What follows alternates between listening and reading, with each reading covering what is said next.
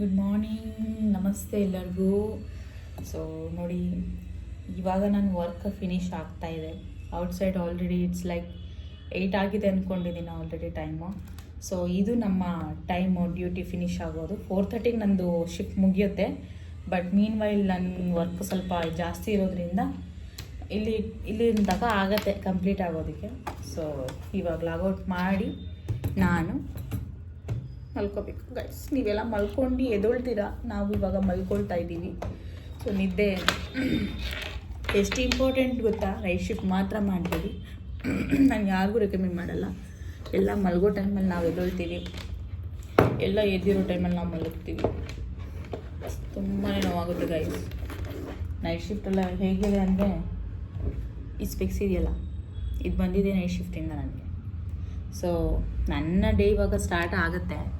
So ನೀವು ನೋಡ್ತಾ ಇರ್ಬೋದು ಮಾರ್ನಿಂಗ್ ಹೇಗಿದೆ ಬಿಸಿಲು ಅಂತ. ಈಗ ಲಾಗೌಟ್ ಮಾಡಿದ್ದೀನಿ.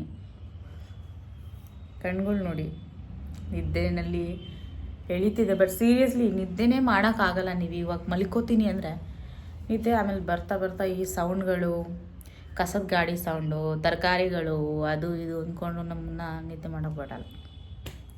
ಫೈನಲಿ ನಾವು ಮಲ್ಗೋಕ್ಕೆ ಬೇಕು ಟೈಮು ತುಂಬ. ಸೊ ನಾನೇನು ಬ್ರೇಕ್ಫಾಸ್ಟ್ ಮಾಡಲ್ಲ, direct I will go for sleep. ನಾಳೆ ನೋಡೋಣ. ಯಾರು ನೈಟ್ ಶಿಫ್ಟ್ ಮಾಡ್ತಾಯಿದ್ದೀರಾ ನೀವು ಕಮೆಂಟ್ ಮಾಡಿ, ಟ್ಯಾಗ್ ಮಾಡಿ.